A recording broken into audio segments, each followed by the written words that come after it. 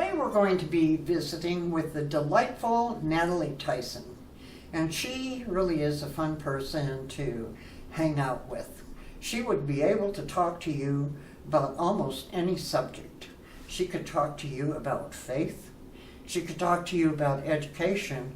She has a passion for education. She could talk to you about music. She has a strong and extensive background in music.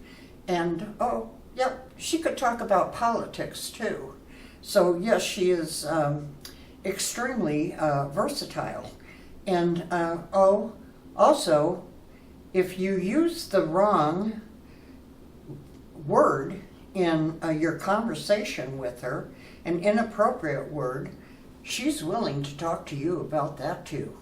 But she has a lot of kindness in her voice, kindness the way she treats people, and she really does think the Epworth staff, the Epworth employees are very special. So actually I'm very anxious I'm very eager for you to meet Natalie Tyson now, and here she is, right in our network studio. Natalie, where did life begin for you? In northeastern Indiana. I started out in the town of Hudson, went to elementary school there. It had a total of 400 people, so we had 3 grades in one room.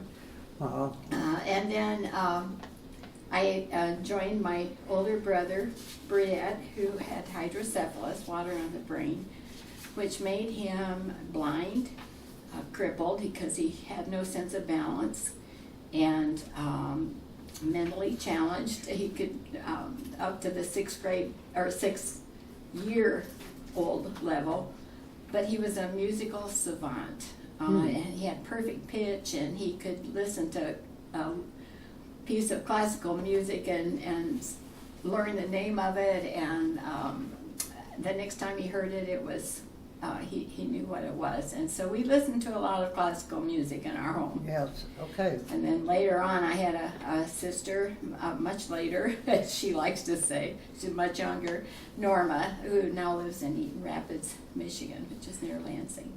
How old was your brother when he passed? He was 29. Okay. Well, and then I went to Hamilton, Indiana for 1.5 years. Okay. And then to Auburn, Indiana, the county seat of DeKalb County, for my 8th grade year and on up. That's where I graduated. well, when you decided which career you were going after, what was your educational history to get there? Well, I decided to major in secondary education when I got to Ball State Teachers College. I had gotten a scholarship to go there, so I went in the pre-law curriculum, so got a degree in social sciences, and then I minored in business. At Ball State? At Ball State, And this yes. was in? Muncie, Indiana, Oh, yes. all right. And it's now called Ball State University. Okay. You've received some recognitions and awards during your education. What were they? Wow. Well, as I mentioned, of course, in high school, I was secretary for my junior class. I was band secretary for 2 years. I sat first chair in band, first chair clarinet for 2 years. It was a concert and marching band. I was president of Tri-High Y and the United Methodist, or the Methodist Youth Fellowship, MYF, Yeah. was president of that. Okay. Well, you were a busy And girl. that was just high school. Now, do you want college? Yeah. Well, we'll talk about your Okay. college. Okay. Well, yeah. All right. Tell us about your college recognition. Was this Ball State? This was Ball State, and I have forgotten every one of them. I got to go to freshman camp. That was the first one. It was held a week before my freshman year, I mean, each year they had freshman camp a week before, and it was a true camp with tents and bugs and everything. And so when you arrived at college, you know, you were very disheveled and dirty and all that kind of stuff. But it was a leadership camp type thing, and they picked, I guess from their resumes or something, their applications, they picked these kids to go there. But that opened up a lot of doors of privilege after I got to campus. Okay. And I was also secretary for my Tri Sigma social sorority. I was a member of the Pi Gamma Mu, which was the social sciences academic honorary, and Pi Omega Pi, which was the business honorary. I was a member of a Junior Federated Women's Club, and through that I became program chairman. And then I was asked to be the director of juniors for Northwest Ohio, which I thought was a real honor and privilege and fun. It included Toledo, so there were a bunch of clubs there that I got to visit. And then in 1968, the local service club named me Woman of the Year. There were two of us, and that was exciting for me. Absolutely. And then I got a letter saying I was one of the ones appointed to be Woman in the Women of the Year by some national board of directors of major clubs. And so that I got to be put in a book. that was Do you fun. remember when that was? You remember the That year? was 1968. Oh. Yeah. And then there's always that Miss America pageant, or Miss Auburn pageant, that was part of the Miss America series. That I didn't have a harp at that time. I had to. The Lions Club wanted me to enter this contest, and I didn't have a harp. And so I had to send to Lion Healy in Chicago to get a harp. Oh.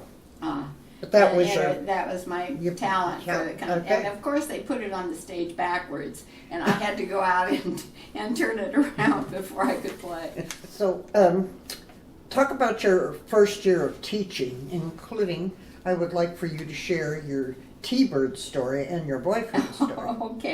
Okay.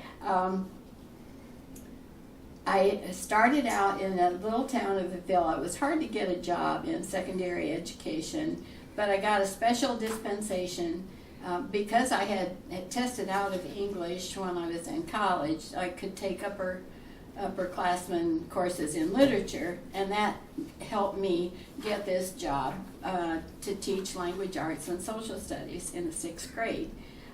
At Avila, Indiana. It was a very tiny town, and I lived in a town nearby, but I still needed a car to get to work. And my boyfriend, who was an old boyfriend that I had gotten back together with, he was into classic cars and had seen a beautiful 57 T-Bird that he wanted to buy, and if we went halves in on it, then I could have a car to drive to work, and he could have one after we got married. Which you did. So yes, which we did. So I was a very popular new teacher at Avila. And I think we have a picture of that for our audience to see. I also wanted to tell you that in college I got to meet the Brothers Four, and I don't know if you remember them or not, but they were a very popular singing group. And the boyfriend that I had at that time brought them to Ball State, and I got to meet them backstage. So that was a I've heard of the Four Lads, not the Brothers Four. Not the Brothers Four. I'll have to. Well, what about your early years of teaching? Talk about, that was your first year of teaching. That was my first year. Well, and we needed to get, I needed to get to know the students as individuals. So we needed an after-school project. Well, so happens that my dad ran the DeKalb County Free Fall Fair Parade, and with my college experience in building floats, since none of my kids had ever been on a float or in a parade at all, and most of them had never even seen one, we built a float so that everybody in the class could ride on that float. And so we did. We after school hours, we built that float, entered it into the parade, and we didn't win any prizes, but we had a lot of fun. Well, did they decorate it some? Oh yes, oh yes. We had, like the college floats that I had worked on. We used that same procedure. Well, you also love music, and you have quite a history with music. You did talk about your years in the school band, but well, you also play the harp, and that started quite a while ago. Right, when I was,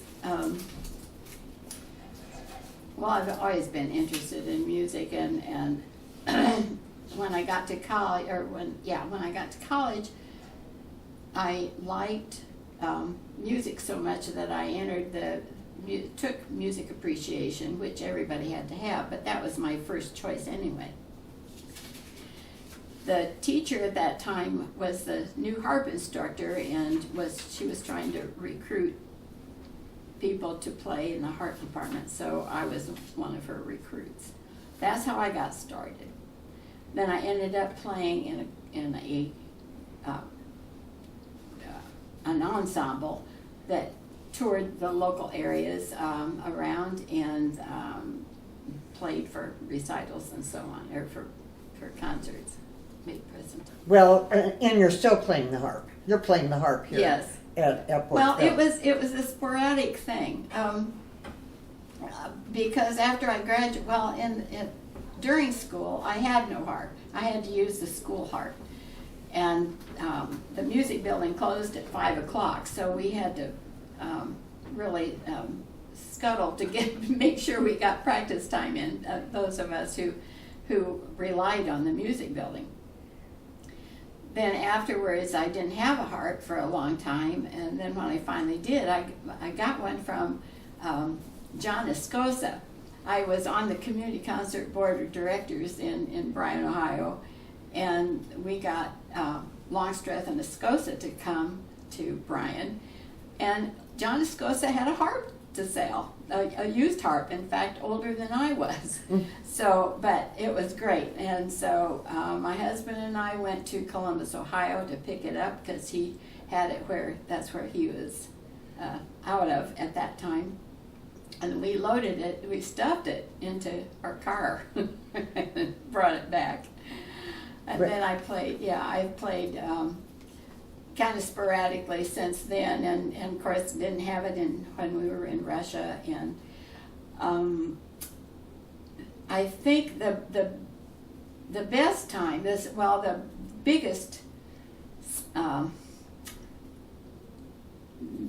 time that I played, that's not the right word, the biggest, when I started to get serious meaningful, about it, when it was more intentional, was when I had quit work at the Senate Appropriations Committee and was freelancing, and so I had more time. And at that time, my niece, or Gerald's niece, wanted me to play for her wedding, and so I needed to get serious. Yeah. So I took lessons for refresher from Genevieve Winkenbach, and then I started playing for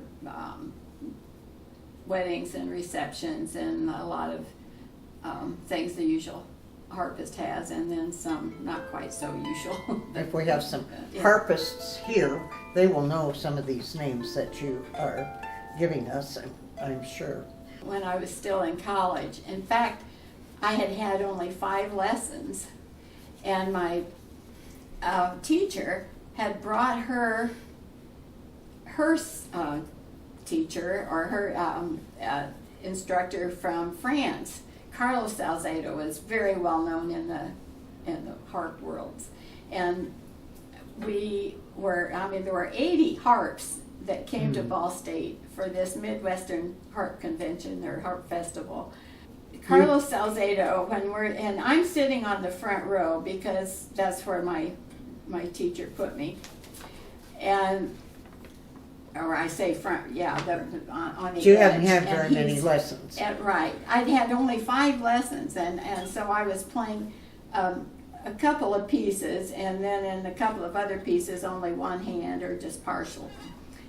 So the instructor, the Salcedo, gets his baton up, and he's all beaming, ready to play, and he looks around at me. I mean, because the signal is all hands on deck or on strings. And he looks at me and frowns and puts the baton down and says, "Are you going to play with only one hand?" And I'm so mortified. I am absolutely petrified, and I could only nod. He just grinned, because then he realized I must be one of Lillian's new students. Okay. Well, okay, back to our kids. You have 2 kids? Yes. And Melissa, by the way, in Fargo, she's my younger, and she has that T-Bird now, and she just won a first prize for the best of classic original. Does she cars. drive it? A little. It's it's trying to maintain something that old is really hard, and up in Fargo, North Dakota, the weather isn't so nice for cars. They keep it in the garage. Yes, they do, yes. And then Brett, my son, is here in Tuttle and works at Bank First.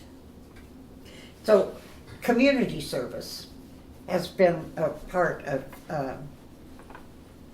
your routine too, Oh, yes. through the years. And I think that's probably because my parents were always active too. I can't begin, I started, I suppose, in 7th grade when we had junior high plays, and I was in those, and on through community theater as an adult. I have been in many service organizations. I can't remember all of them now. Oh, right. Well, where along in your journey did you meet Gerald Tyson? Oh, yes. I was, this was up in Ohio, and I was in United Methodist Women and was the vice president, and in a meeting of the leaders, and our preacher introduced the new director of Christian education, or minister of education and youth, and it was Gerald. And he likes to tell it that he met me when I had dropped Melissa's diaper bag in the hall, and things were strewn all over, and he stopped to help pick them up because I was blocking traffic. But truthfully, we had met earlier. Okay. And I guess he was a clergy person by that time. And he had been. Came from Oklahoma. He actually came from Texas. He'd been in Texas, okay. and he also was a divorcee and had 2 children. Okay. And you were married for 49 years. Yes. We'll talk a little bit about the experience of being a clergy team. And one of your highlights, I would presume, was your 7 years in Russia. Yes. And I've always been active in the church and in UMW and those things anyway, in circles. But, and I thought, I had told Gerald that I didn't want to marry again, because I had, the one experience. And though our marriage was dissolved, it was, we were still amicable. We remain friends even today. So, but I didn't want to get married again. So when he asked me, I said no. He asked me 2 more times, and I said no. And then he said, I told him I couldn't be I didn't want to marry a preacher. I didn't want to be a preacher's wife. He says, I don't want you to be a preacher's wife. I want you to be my wife. And I thought that was the right answer. So I said yes. Okay, all right. So, and of course you moved to Oklahoma eventually. Right. We went through Rochester, Minnesota, where I got to teach or work with executives from foreign countries that were coming to IBM. They were employed by IBM and training there, but they didn't know American ways. They came for 3 months to 3 years. Sometimes they brought their families, and a lot of them didn't have any idea about the U.S., how to live in the U.S. while they were here, and so they needed help with English or with, especially with just American ways, shopping, emergency calls, to calling the fire department, for instance, and that kind of thing.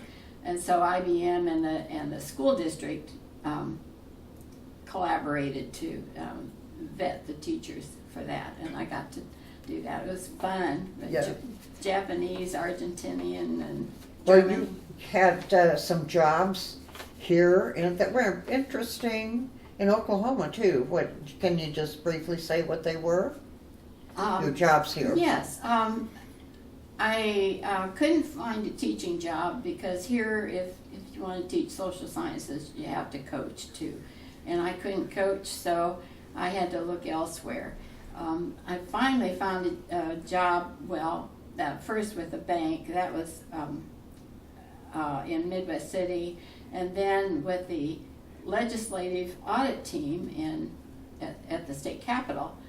Then I went to the Senate Appropriations Committee, and that was, I loved government. I just loved government. I hated the politics.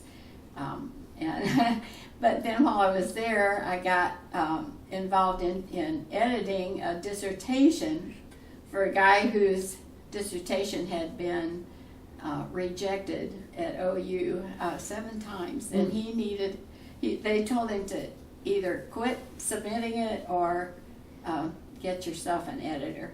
And so he asked me if I'd edited it. Man, that was a daunting task. So between him and Gerald's dissertation that I helped a great deal with, I knew that could be a career for me. So I went freelance and did that type of thing, and directories, and also worked at the economy textbook company as freelance still. And then FAA, the subcontractor, contacted me and said they needed an editor out there. So I ended up at FAA doing technical editing for 9 years, and then we went to Russia. So tell me just how it was important in Russia, your memories, the strength of missionary work in Russia. Wow. Well, number one, I had to let go and let God, because you had no control over much of anything in Russia, and we knew we would be followed or observed or listened to. You could hear the clickety clacks on the phone. Yeah. Oh, really? That was a lot of fun. But we were there for a purpose. We were not demeaning of their Russian Orthodox Church, which was emerging at that point. And that made a big difference, because they were as much of pain. I shouldn't say that.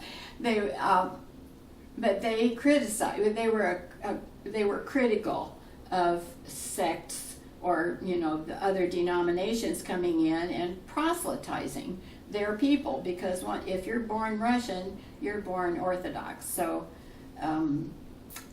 but what we were doing was starting Bible studies. We weren't trying to form a church, although we ended up doing that. Okay. But we got to stay in homes and learning the Russian people learning their culture by staying in their homes, and we would travel all over Russia, and we'd be there about 3 days each month. We'd go back, and we'd learn the Bible, because that's what God wanted us to do, and that's what they wanted to learn, and they were so impressed. A lot of times we even went to the Orthodox Church ourselves on occasion, and if they wanted to do that, that was fine with us too. We just wanted them to have a good relationship with God, that it was personal, that it didn't have to go through a priest or whatever. But you were very popular, I would imagine. Yes, and because of the pictures and the articles I wrote and sent in newsletters back to the States, to the support churches and to the partner churches, and the partner churches were those who were sending humanitarian aid of some type, whether it be for hospitals or orphanages or whatever, to assigned communities, Vladivostok and Sochi and Krasnodar, Smolensk, a lot of different cities, and that's how they wanted to know why Americans were helping them when their own government wouldn't. We were spending time and money over there, and why? And so when they were told that the Bible tells us this, that God wants us to do this, and they wanted to know more about the Bible. So that's why Gerald and I ended up going over there to begin with. Very, yeah. Well, you are one tough lady. Last year, you had quite a struggle with your health. And now you're perking right along. So, what happened? I am very blessed. I am very, very blessed. First of all, I lost faith in myself, but I never lost faith in God. If He was ready to take me, I was ready to go. But the support of the community here, the friends, even people I didn't know, but especially the choir, and more especially Rosalind and Calmer and Harvey Reed, who sent cards. They pelted me with cards. Okay. And most importantly, Meg sat through my worst times with me and soothed and wow. I mean, she was my angel. Yeah.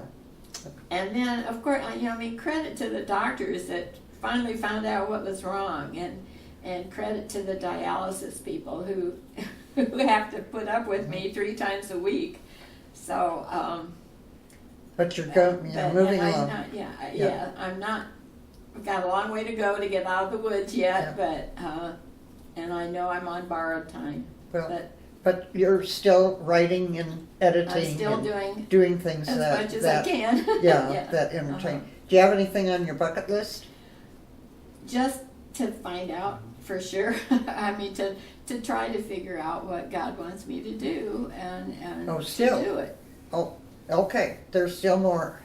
There's still more to the story. The rest of the story. Yeah. The rest of the story is yet to come. Yes, I still want to write the book about my Russian adventures, because there were so many of them, so many wonderful stories. And then your story is wonderful, and you're a wonderful friend and a great neighbor, and we're so glad you visited with us today. Thank you. This Epworth has been a wonderful community, and I'm so blessed to be here.